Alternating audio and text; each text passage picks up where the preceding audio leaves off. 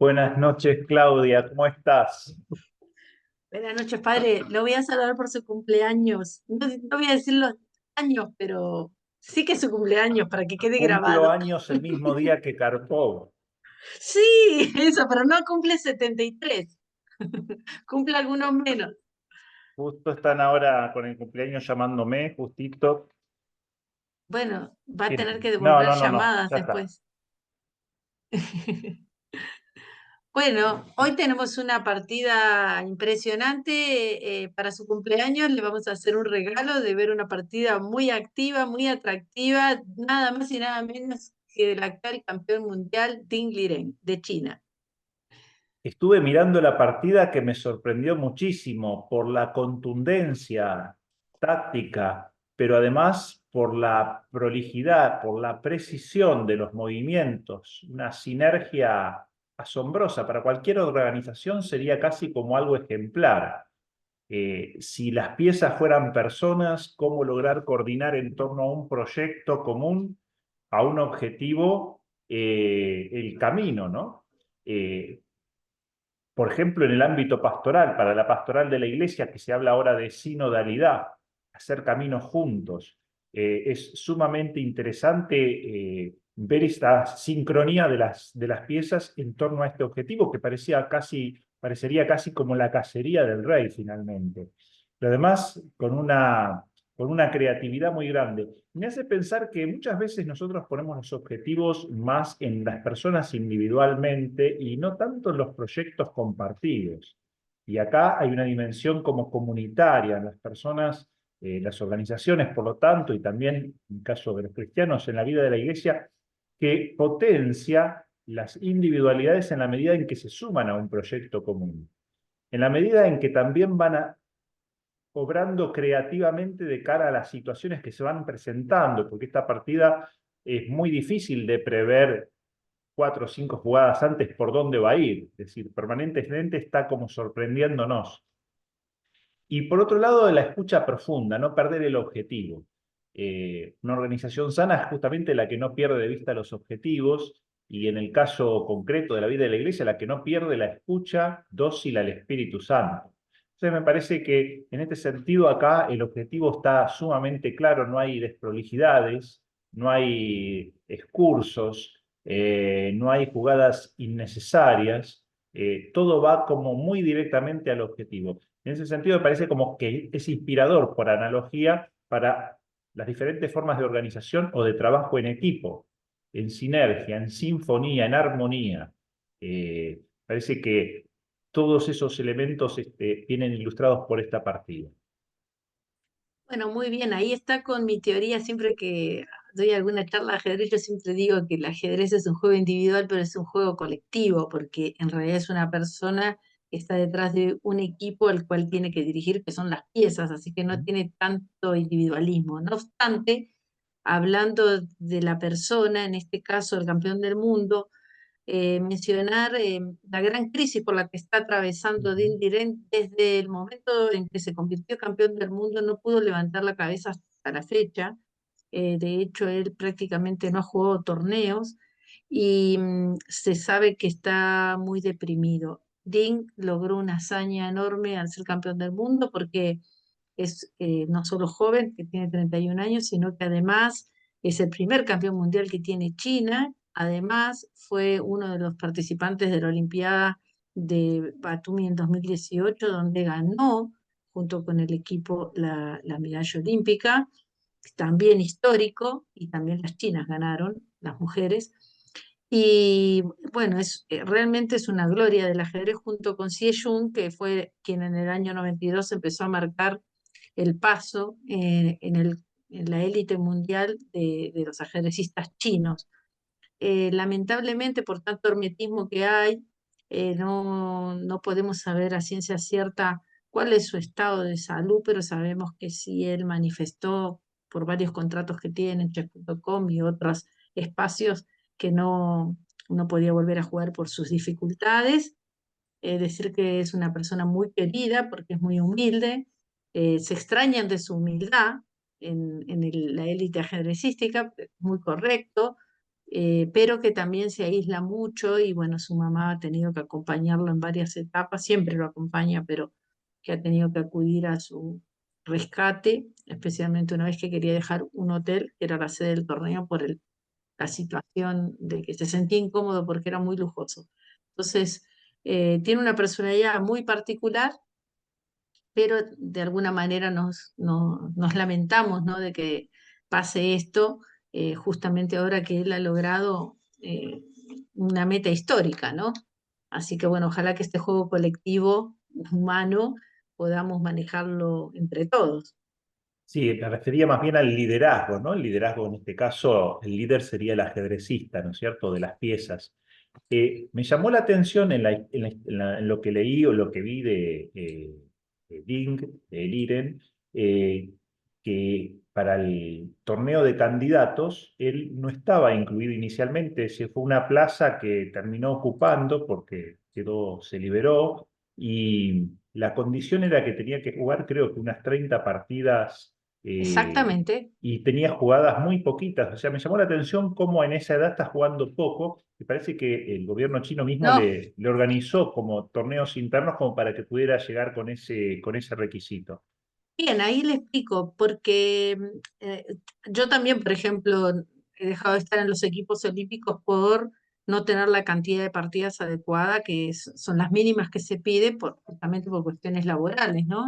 Es difícil tener, no sé, 40 días al año disponibles para ir a jugar Ujú, ajedrez. Eso no ha pasado a muchos jugadores. En el caso de Dean, justo lo agarró la pandemia, fue la época ujú, de la pandemia, pero aparte los que estaban en Europa podían llegar a jugar sus partidas, pero él estando en China no era tan habitual la competencia oficial. Sí, ellos tienen sus entrenamientos y sus secretismos dentro, sus juegos o sus partidas, pero no campeonato chino, campeonato asiático, o sea, en Europa hay torneos permanentemente porque es prácticamente profesional el ajedrez, pero en China no es tan así. Si bien ujú. hay miles de ajedrecistas, lo juegan de otra manera, o sea, no están por ahí registrados o torneos oficiales. Entonces, esta dificultad hacía que él no cumpliera con la cantidad de partidas establecidas para poder jugar, quedar habilitado para jugar el torneo de candidatos. Entonces, por eso tuvo que la federación hacer torneos para que él pudiera acceder de alguna manera. Pero la verdad que creo que la suerte estaba echada.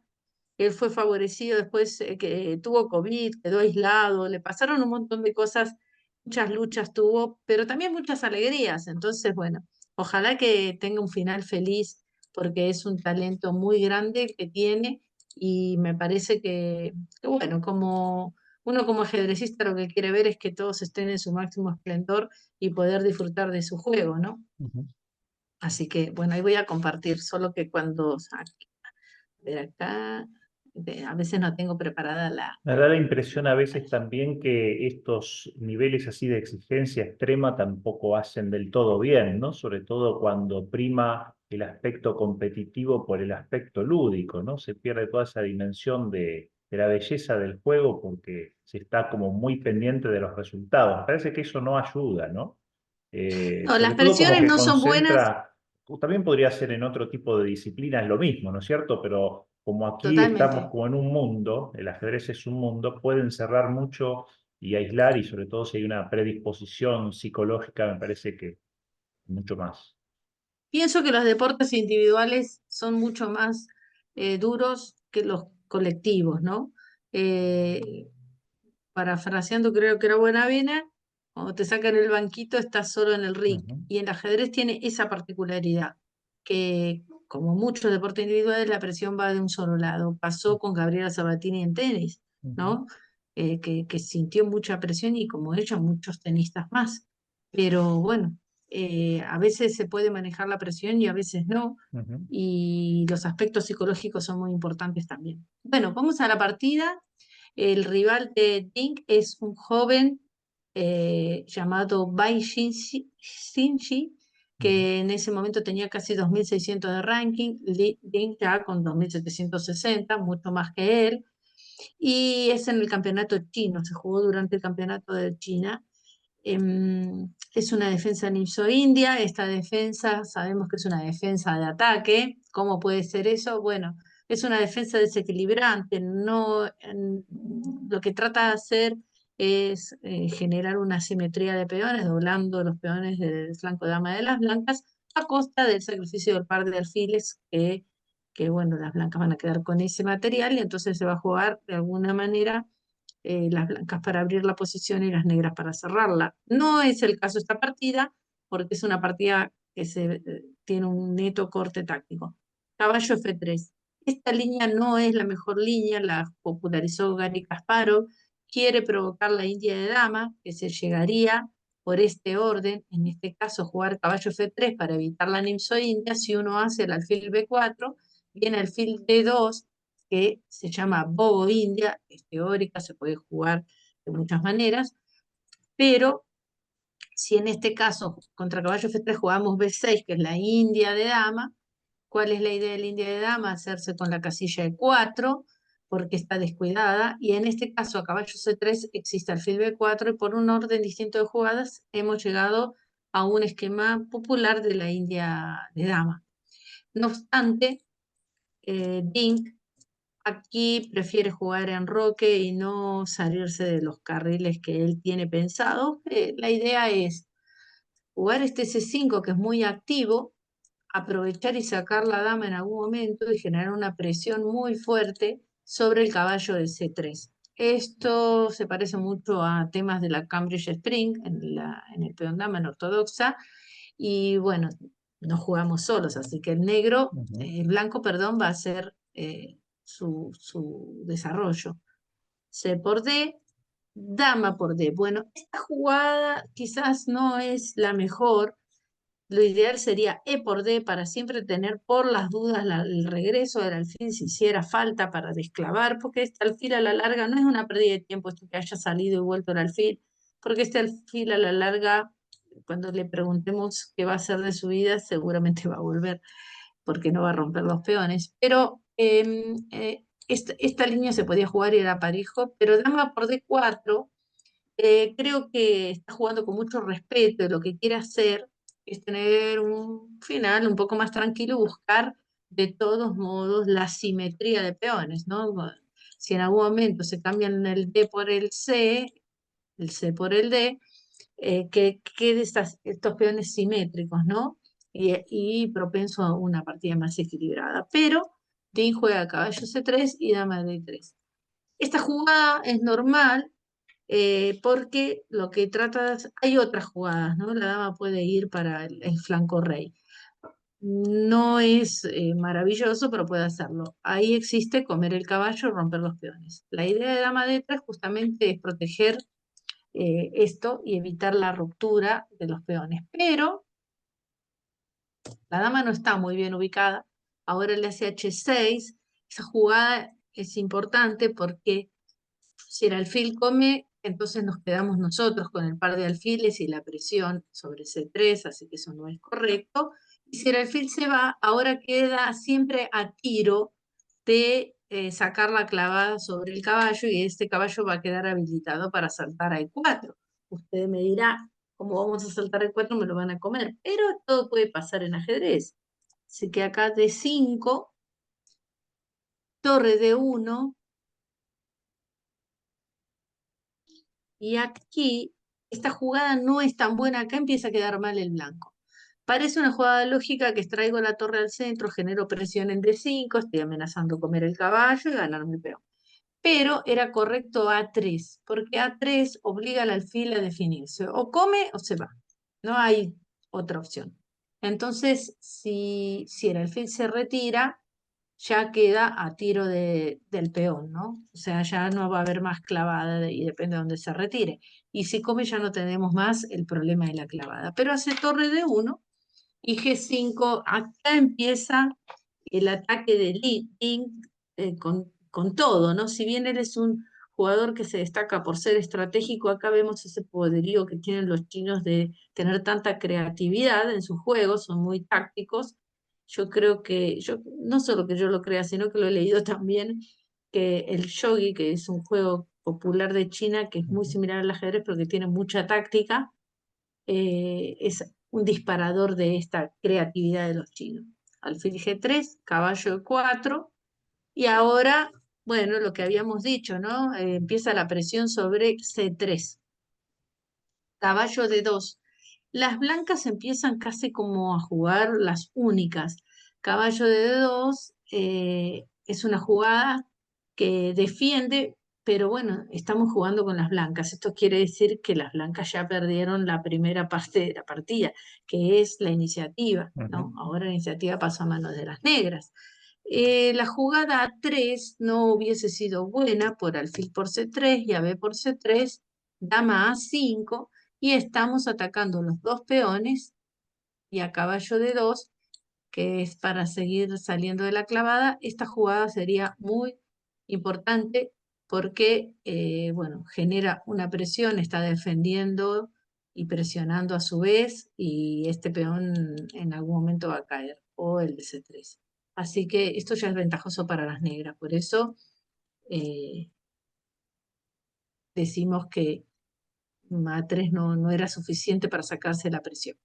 Caballo C5.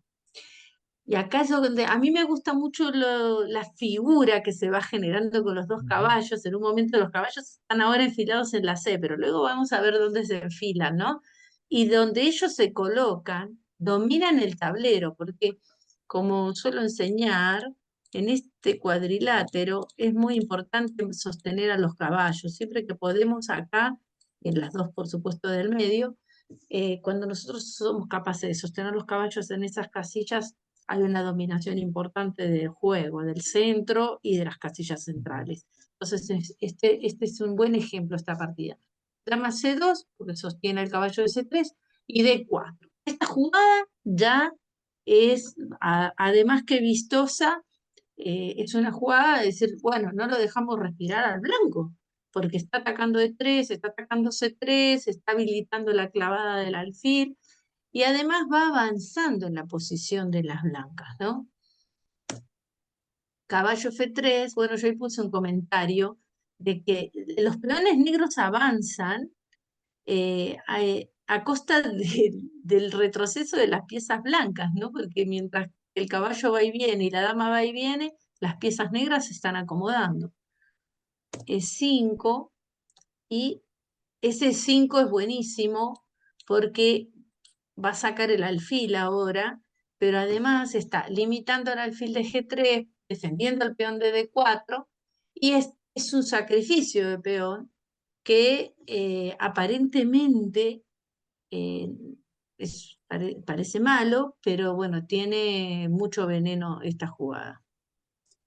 Caballo por E4, que parece suficiente, y ahora D por C3. Bueno, esta jugada yo le pongo doble signo de admiración, analizándola, por supuesto, no es que sea una jugada ganadora, pero es una jugada que complica mucho la posición, que genera una complejidad tan grande que las blancas empiezan a errar, porque a veces cuando hay mucha confusión, no es tan lineal la defensa del otro. Entonces, me parece que es un golpe psicológico tremendo esta jugada, que vamos a ver. Aquí las negras podrían haber jugado dama F6, que era una jugada interesante, caballo por C6, acá hay dos variantes, B por C6, torre por D4, cambiando y recuperando el peón, alfil F5, estamos bastante activos, tenemos compensación por los peones entregados, dama C1 y torre a D8. O sea, las negras tienen dos peones de menos, pero tienen mucha actividad de piezas, sobre todo la casilla de 3, que está el caballo amenazante, este alfil que corta toda la diagonal, y aparte el alfil de B4 con la dama generando la presión en C3, y el blanco que todavía no termine de completar el juego. Esta era una opción. Y contra dama F6, perdón que voy a volver acá, ay, contra dama F6, E por D4 era otra opción, alfil F5, dama C1 y torre a D8. Nuevamente, aprovechando que hay temas tácticos, traemos la última pieza que nos falta para traerla al centro, y a caballo por C6, dama por C6, porque está generando la presión en el flanco, pero además este jaque que viene medio mortífero porque está entrando el caballo, hay un montón de situaciones. Entonces, bueno, F3, si por ejemplo D5, que puede ser una jugada atrayente, torre 8 y alfil E2, caballo D3 y está ganando. Entonces, acá podría ser, muestro un poco de variantes para que vean lo poquito que vemos nosotros comparando con lo que mucho que tenían que calcular ellos. Bueno, F3 y es una posición donde las negras están bien, pero que las blancas van a intentar huir con el rey de alguna manera y bueno, en algún momento hay que recuperar esos peones que tenemos de menos. Pero Ting no quiso jugar así. No jugó dama F6, jugó D por C, entregando la dama por solo una torre va a ser.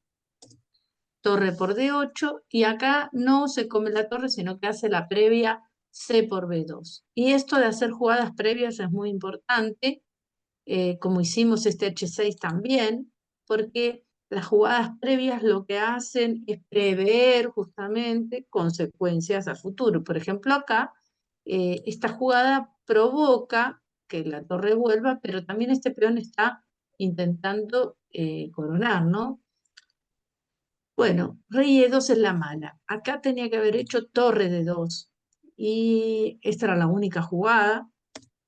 Torre D8, alfil de, ay, perdón, pasó muy rápido, alfil D3, que es la única para defender la torre, porque si no está muy comprometido realmente, y caballo por E5, y tenemos que ir contando que nos vamos comiendo algo a cambio de la dama, ya nos habíamos comido un caballo. Alfil H7, otra vez la jugada previa, porque si no, este alfil va a caer, la torre, el alfil caen todas.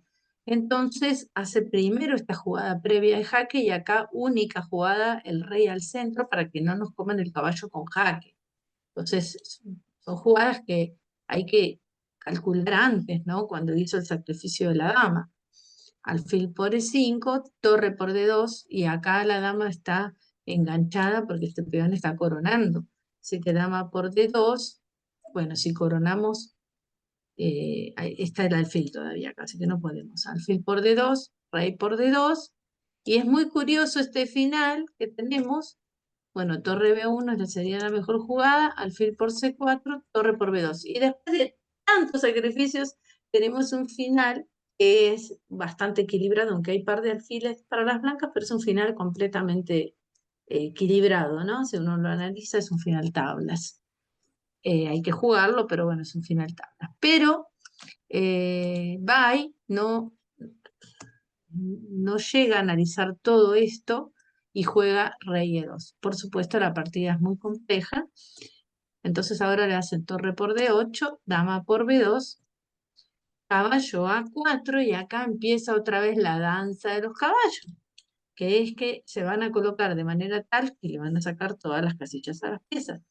Dama C2 y caballo C3. Bien, ahora el rey blanco queda medio prisionero con esta maniobra. Fíjense que el rey no tiene ninguna de estas casillas disponibles, solo puede ir a F3, pero después no va a poder salir, tiene como una cárcel invisible.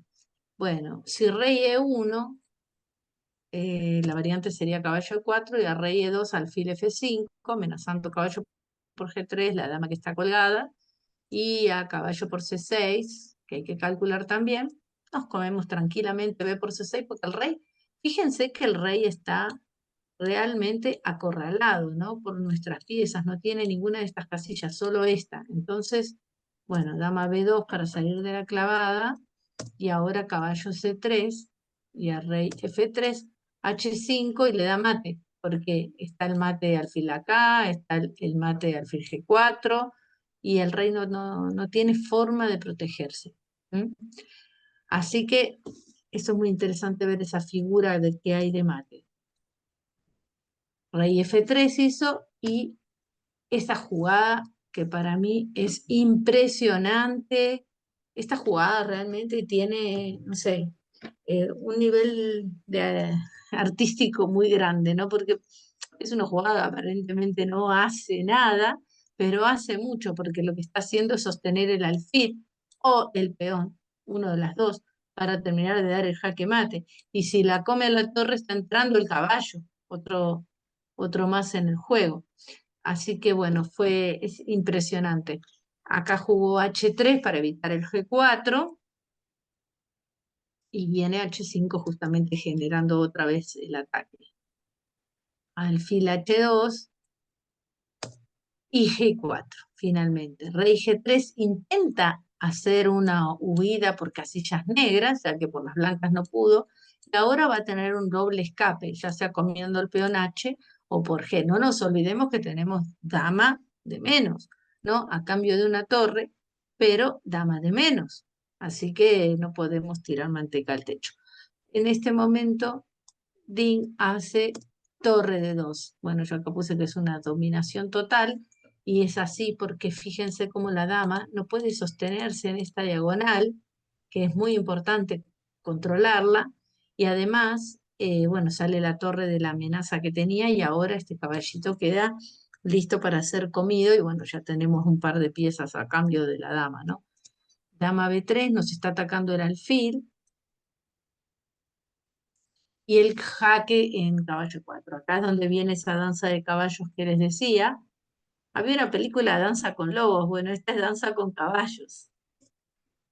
Alfil E7, la previa otra vez, porque si nosotros comemos el caballo, bueno, acá no podemos todavía, eh, nos van a comer el alfil. Entonces traemos el alfil a cuento, rey por H4, y acá viene otra jugada sencilla pero genial, que es rey G7. ¿Por qué rey G7?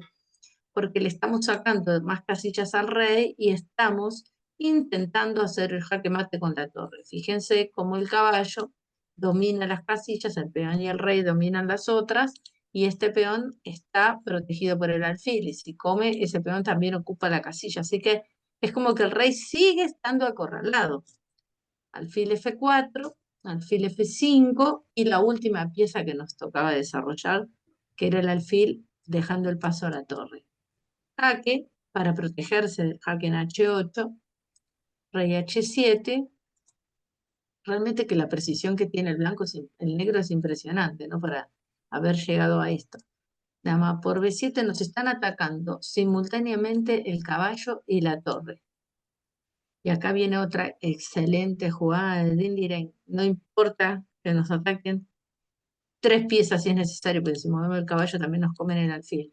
Pero él hace torre por F2, yo creo que con una tranquilidad pasmosa.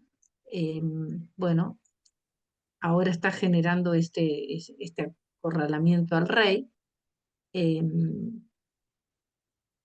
Estoy viendo, hay varias jugadas que pueden aparecer, ¿no? Como caballo F6, caballo G, hay varias.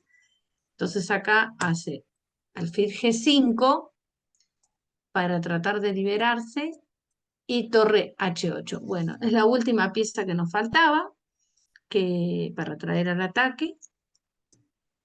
Caballo por F7 y alfil G6 jaque. Le está entregando el peón de G4, pero caballo E5. Esto es lo que decía con los caballos, cómo se cambiaron de estas dos casillas a estas dos, ¿no? Caballo por E4, nos come el caballo, alfil F5, ese fue un sacrificio, eh, como de desvío, y ahora a rey H5, rey G7, jaque descubierto, y alfil H6, torre por H6 con un tremendo jaque mate. Sí, es impresionante, impresionante cómo al salir evidentemente de su zona de confort, pobre rey, ya lo fueron escoltando al cadalso de algún modo, ¿no? Si ya tenía la pena de muerte medio como decretada. Pero por otro lado, toda esta precisión de cálculo que, bueno, no es fácil porque hay que mirar muy despacio la partida porque además tiene muchas alternativas. Bueno, es una partida sumamente interesante y, bueno, realmente a mí me impactó mucho, ¿no? Y creo que, bueno, frente al paradigma de la complejidad, nuestro tiempo que tiene tantas alternativas, es tan difícil a veces calcular cómo el trabajo colaborativo en sinergia, ¿no es cierto?, en las diferentes formas de organización o las diferentes, incluso instancias pastorales, tiene mucha importancia, ¿no? Porque justamente acá lo que se nota es esa cooperación, ¿no? Es decir, cada uno va ocupando un lugar en la medida que le va tocando o que va siendo conveniente y se va abriendo, o se va sacrificando de algún modo esa presencia para dar el espacio a quienes pueden ser más eficaces en esa instancia, ¿no? Y el objetivo se logra bien. Muy bien, Bueno, hay que Claudia. aprovechar el Pentecostés, el envío de todos los discípulos. Es muy difícil calcular todo en la vida. Lo decía, yo hoy miraba justo un video de Kasparov que decía que hay mucho de intuitivo en las decisiones que uno toma en los diferentes momentos de la partida. Es algo como que sale finalmente de adentro. Por más que uno calcule, siempre hay como un tenerse confianza en algo. Y me parecía como muy, muy análogo a lo que sucede en la vida de todos los días en diferentes campos, ¿no? ¿Qué vamos a Bueno, ver la semana que viene, la Claudia? semana que viene vamos con las mujeres chinas. China, Vamos a ver China. algo de Hu Wenjun, la Ujú, campeona mundial actual, ujú, y vamos a ver también algo de, ay, ¿cómo se llamaba? Ya me olvidé. Eh, ay, la jovencita, bueno, ya me olvidé, espera que la tengo por acá. Hou Shifan, que bueno, es la Judith Polgar china, que ujú, también ha abandonado un torneo muy importante, y pero eso lo vamos a contar la semana que viene, por algunos motivos, ¿no? Enojada por la organización, y desde entonces casi no sabemos nada de su juego, ¿no? ujú, Es una niña prodigio que fue gran maestro, la más joven de la historia, siendo mujer, ¿no? Gran maestro ujú. entre los hombres. Así que bueno, vamos a ver un poco de ajedrez femenino. Muy bien, Claudia. Muchas gracias por este encuentro y bueno, nos veremos entonces el martes que viene, si Dios quiere. Dios quiere, padre, que esté bien y que pase muy bien su cumple. Chau, chau. Muchas gracias.